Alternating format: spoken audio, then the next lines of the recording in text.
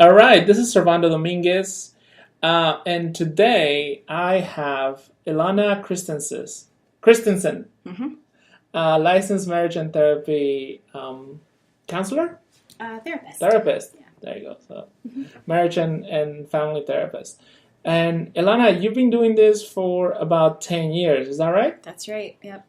Now, I asked you a little bit before we started recording why did you become a therapist, and you said that somehow you always knew you wanted to do this, that you wanted to be a therapist, but it was because you thought you could do it, or was it? Or what, can you tell me a little bit more about that? Yeah. I don't really even know if I knew what a therapist was when I was a kid, but I remember being voted like best listener in junior high, and people would often come to me with their problems, and I was kind of saying before, like I feel like I could hold for people. I could really be solid when there was a lot going on for them. In junior high, a friend of mine wrote me a letter saying she wanted to kill herself. And so and throughout my life, people have just come to me like that. So they just somehow they are pulled towards you to be open. Yes. I think, and I don't want this to sound like I'm bragging, but I think that they know that there's a safe place with me. Well, right on. So with that in mind, I want to talk. This podcast is mainly about health and fitness. So I want to ask you specific questions of how important it is for a person that's going through emotional challenges to eat healthy and to exercise. Can you tell me, in your opinion, how important that is? Yes. It's so important. And I'll just speak personally for a second.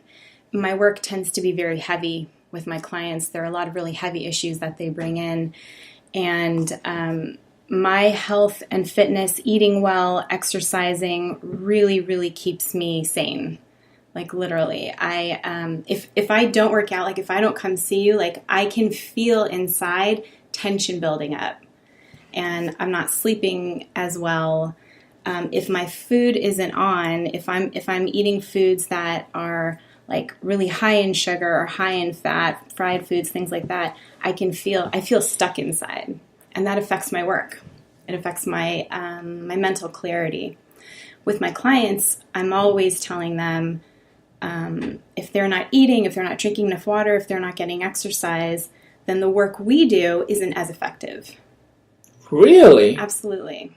And I personally believe in energy redistribution. Like energy, it's transferred from one area to the other. Yeah. So if for example you as a therapist is coming in contact with all that negative energy that's it's coming out of the client, that's why they go see you. But if you yourself do not transfer that energy somewhere else or redistribute it in something else, then it's gonna bottle up. Is that a fair assessment that you would say? I would. That's a really good way to describe it. It does build up, and I feel it, and it's got to go somewhere, right? So I don't want it to come out in maybe like me snapping at my husband, or me being really grouchy with a friend, or not being able to sleep well. It can affect my relationships if I'm not careful. Now, I wanna ask you a little more as far as that comment that you said, that you tell your clients that if they don't eat well after you talk with them, that it's not gonna help them as much. How can you elaborate a little more on that? Yeah. So I'm a big believer in really, really taking care of our brain and our body. And so if our brains aren't functioning, if our brains aren't getting the right nutrients, if it's not dehydrated, that can really affect how we feel. And just the rest of our systems, our nervous system, our digestive system. So when clients come to me, I like to have a good foundation to build on. I mean, obviously we can do work, if they don't listen and they don't, eat better and things like that, we can do work, but it's so much more effective and it's so much more sustainable if there's a really good foundation to build on. And that includes exercise and healthy foods.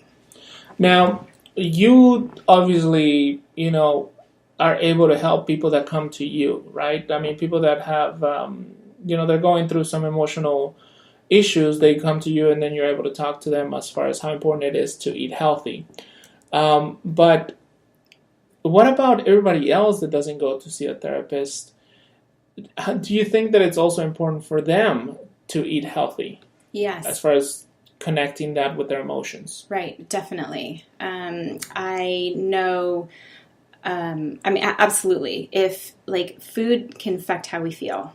It just does, and it affects so much of our lives. So even if someone's not in therapy, it's really important to watch what they eat, make sure they're getting everything that their body needs. Can you tell me of specific examples that you see in our society that create an adverse effect towards people when it comes to healthy eating or weight, self-conscious about weight gain? Can you tell me of specific things that you see around us that are not helping us and that are actually hurting us? Like examples I see in society that are not helping us.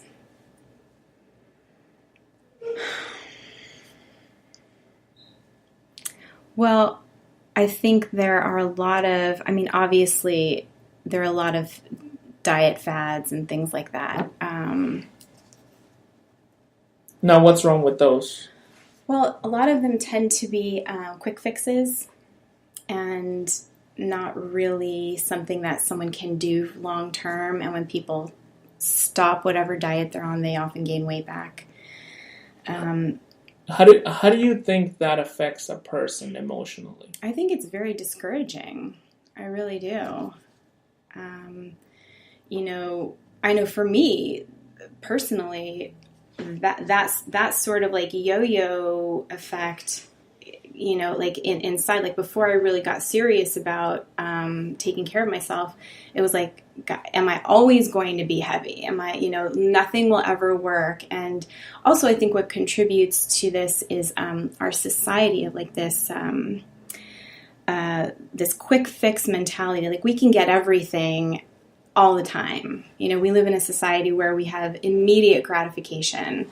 We buy something from Amazon, we can get delivered the same day.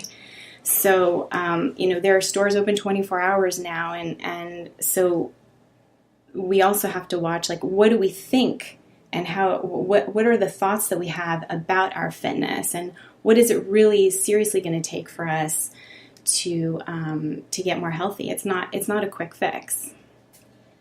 It's slow and consistent work. And it's not easy. I think that also too contributes to people not being able to reach their goals, that they think it might be easy. I should like to work out. I should like to eat better. And sometimes we don't. I don't like working out. That's why I come see you. I don't like it. And you push me to do it. Right on. So one of the things that I shifted from when I started training people was the belief that we could rely on willpower and self-control to change what we eat. And now it has shifted into, that some people can do that. Not everybody can do it. And if a person can get help with an easier to follow system to do it, it's more likely to happen. That doesn't just simply rely on willpower and self-control. Can you, as a therapist, how do you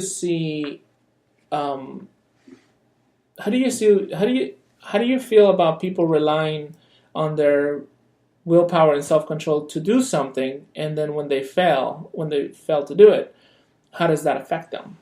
Yeah, I completely agree with you. We should not be relying on willpower. I think willpower is like a muscle, that it can fatigue. And we wake up in the morning and our brains are clear and we've had a full night's rest and maybe we've had breakfast and we feel really good about the day.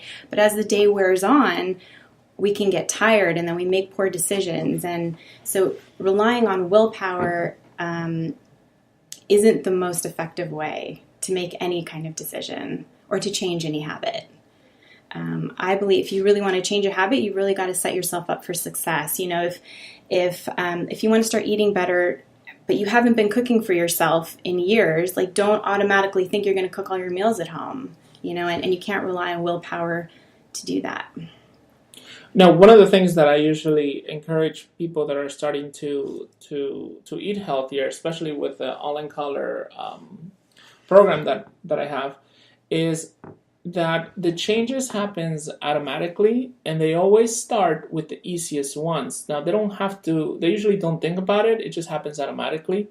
But when they start with the easiest one, it encourages them and it shows them that it's possible to change. Mm-hmm. And instead of, like you said, thinking that they're going to change their whole life, just because they will it. Right. They feel like that on a Monday morning. But when it comes Friday night, they're fatigued. Like it's like you very eloquently put it, just like a muscle fatigues. By that point, by Friday night, they're tired. They can't handle it anymore. They don't have any more inner strength, right? So, but by creating small changes in their everyday today eating patterns, then they start to see that it's possible. It doesn't have to be a total change. It can be a gradual change. How do you yourself work with people to change their eating, not their eating habits, some of their habits that it's hurting them? Mm-hmm. Mm-hmm. Right. So if I'm working with someone in therapy, sometimes it helps so I'm a big believer in writing things down, because that's what helps me. And so I'll give you an example and this is what I tell my clients, like if you have a calendar that you use, schedule whatever habit you want to change. I schedule my workouts, for example. If someone wants to drink more water, they might have a little reminder on their phone. If I give my clients home assignments, which I do, I'll write it out for them, and then they'll put it somewhere where they can see it. Maybe they need me to send them a text, like maybe there needs to be some accountability. Maybe they can buddy up with someone. Stacking habits is really good. I read about this online, which is a really interesting concept, where if you're already doing something, like let's say someone wants to floss more, right? They're already brushing their teeth, and if they leave their floss right next to their toothbrush, then they're automatically doing it. Because we become habituated to our environment, and we go home, we do the same things over and over and over again. So the question I would ask myself is, how can I really set myself up to succeed here? What environmental changes do I need to make? How can I, if I do want to drink more water, maybe I need a water bottle at my office desk. Maybe I need also one in my car. What are small things that I can put into place in my everyday environment that will trigger a reminder? That's so interesting, because in a way I think that that's one of the things that Ollin Colors can accomplish for some people, is that reminder of what the food is. Now, one of the main things that I claim that Ollin Colors can do is that it can remove emotion away from food. How strong is our emotion to food? Right, very strong. We learn about food when we're little, right? Food can be comfort for people. Food can also be torture for people. If our parents nagged us about what we were eating, or if they restricted food from us, if food was always a celebration, we have so many feelings and beliefs about food from when we were growing up. And so it'd probably be a good idea to sort of examine, what do I think about food? Do I consider food a reward? If I'm if I'm having a really hard day, I'm going to reward myself with a piece of cake. So you're using food then in that way, that in a way that may not be that healthy. So emotions have a lot to do with our food. One of the things that I personally have a problem with is when it comes to diets or with other weight loss programs, is that they have a cheat meal. The issue that I personally have with that description is that it makes people believe that cheat meal doesn't count.